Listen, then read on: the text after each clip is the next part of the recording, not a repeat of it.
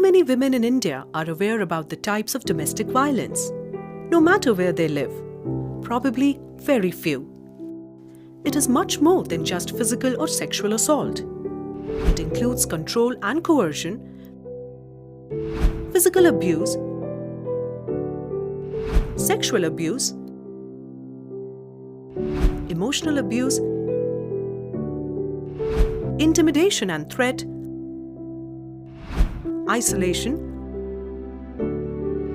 blame and use of male privilege. While the problem cuts across all sections of society, the situation is more complex and pathetic among Dalits and tribals. Janjgir Champa district of Chhattisgarh is one such region where domestic violence and discrimination against women is rampant. In the past 1 year, Nivedita Foundation, which is working in 20 villages in Dabra block of the district, has registered 181 gender-related cases for counselling. Nivedita foundation जब यहाँ पर पहले काम शुरू किया तो एक इसको लगा कि वहाँ पर सबसे ज़्यादा महिला के ऊपर में हिंसा हो रही है और महिला का ऊपर में हिंसा होने का जो कारण था वो जेंडर डिस्क्रिमिनेशन का जो कारण था वो है कि महिला लोग का आवाज़ दबा हुआ था और महिला लोग का समझ में नहीं आ रहा था कि हिंसा क्या है।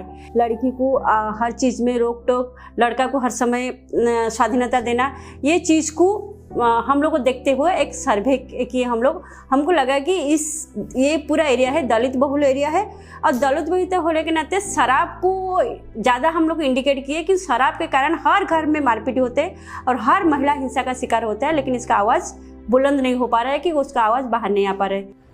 In village Binodha, 23-year-old Chaya Jagde is living with her parents after she left her husband's house, unable to bear routine physical abuse. शादी से 1-2 महीने ठीक थे, फिर ना ऐसे लड़ाई झगड़ा शुरू हो गया। छोटी छोटी बात पे ऐसे मारने पीटने लगा और कुछ भी बोलती थी तो बात से नहीं बनता था, हाथे उठाता था और कई बार हो गया है। She is still waiting for her husband to come back and live a dignified life with him. Nivedita Foundation is counseling the couple. Continue phone में बातचीत करते थे दोनों से।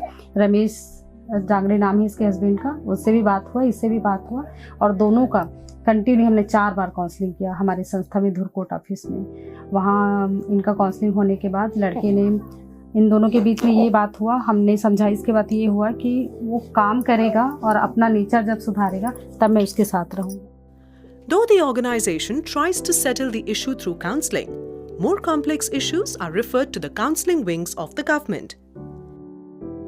पारिवारिक विवाद पति पत्नी के बीच में होते हैं और डोमेस्टिक वायलेंस की जो बातें होती है तो उसकी रिपोर्ट आने पर हमारे यहाँ पे महिला परामर्श केंद्र स्थापित किया गया है, जिसमें सिविल सोसाइटी के जन भागीदारी के माध्यम से काउंसलिंग करके उन विवाद को निपटाया जा रहा है, जिसमें बहुत से परिवार इससे लाभान्वित हो रहे हैं और जिनमें आपस में समझौता नहीं हो पाता है उनको जो लीगल कानूनी जो कार्रवाई है वो की जा रही है। अधिकांश परिवार आपस में समझौता होते हैं, जिससे काफ़ी लाभ मिल रहा है क्षेत्र में। Nivedita Foundation has adopted 3-pronged strategy to bring about change within the society. It includes preventive approach, redressal measures and advocacy. For preventive approach, it has roped in adolescent boys and girls, men and women for gender training. Under redressal measures, the foundation supports and empowers the survivors through counseling and other legal means. Awareness and training programs are major tools of advocacy which are central to establishing positive gender norms. हमारा जो Nivedita foundation है उसको specially हम लोगों ने gender के issue पे काम करने के लिए हमको सपोर्ट जो है मिला था कासा से।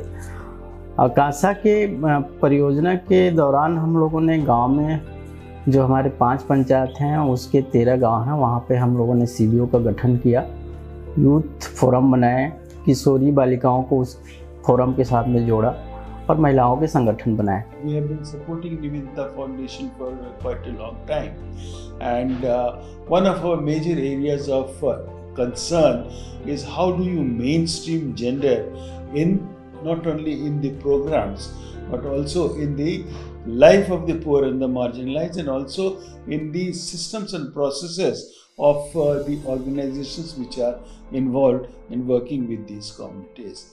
We as an organization consider this area, this issue as one of the most important and critical issues in social change and transformation, and not only with Nivedita Foundation but also with all our partners, we are working on continuously on this issue through developing collective understanding on gender justice issues, gender discrimination, gender parity, and various other aspects of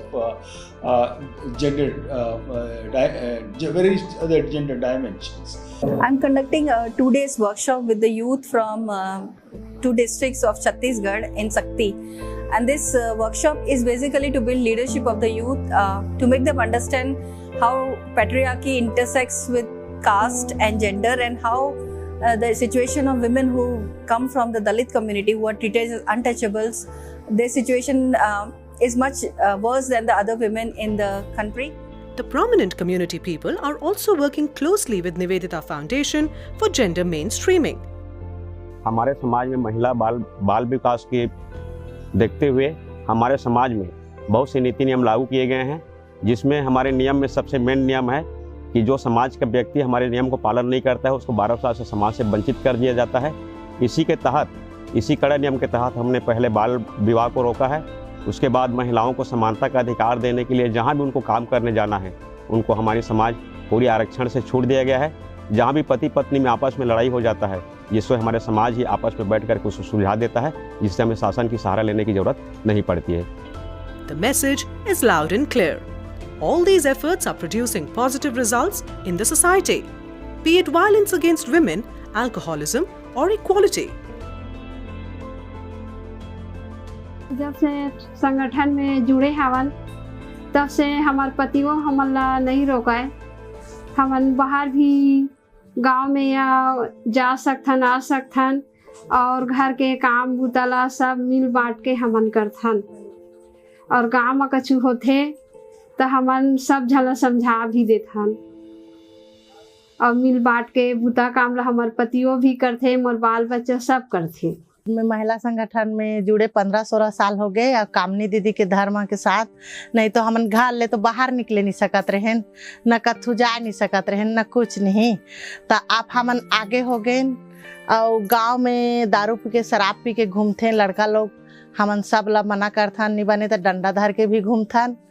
और कोई हमार मोहल्ला में कि गांव में चू करे नहीं सके, और हमन अच्छा तरीका से हमार गांव ला रखे हन, बढ़िया मजा के हन। और महिला मन भी लड़ाई झगड़ा होत रहते शराब पी के, तो हमन जाथन चुप रहथन, और किसी घर में हमन एकरा लड़ाई झगड़ा नहीं होन। बढ़िया मीटिंग में आने से पहले हम लोग घर में रहते थे तो ये सोचते थे कि जो भी घर का काम होता था लड़कियों का, औरतों का, वो उन्हीं का है, हम लोग उनमें नहीं करते थे। और उल्टा उन लोगों पे भी चिल्ला भी देते थे, जैसे घर में बहन लोग रहते थे उनके ऊपर, ये आपका काम है आप करो, हम क्यों करें ऐसे घर के। और बाहर भी निकलने के लिए नहीं देते थे। लेकिन मीटिंग में आने के बाद ये बाल विवाह, भेदभाव, और फिर लड़का लड़की समानता वाले बात हुआ, फिर उसके बारे में बहुत कुछ सीख मिला। तो घर में गए हम लोग, तो पहले तो माँ बाप को बताया, बहन को भी बोले हमको गलती हो गया, ये तो काम हमारा भी है, हम लोगों को भी करना चाहिए। हमें पहले नहीं पता था कि हम काम कर रहे हैं, और लड़के का भी है और लड़कियां का भी है। फिर मीटिंग जाने लगे दीदी लोगों के साथ, फिर पता चला कि लड़के और लड़की में कोई भेदभाव नहीं है, और लड़के भी काम कर सकते हैं, लड़कियां भी काम कर सकते हैं, एक दूसरे का हाथ भी बटा सकते हैं।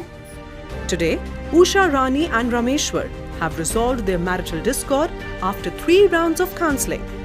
Tomorrow there could be many more. But more important is to teach these vulnerable young impressionable minds the real meaning of gender sensitivity.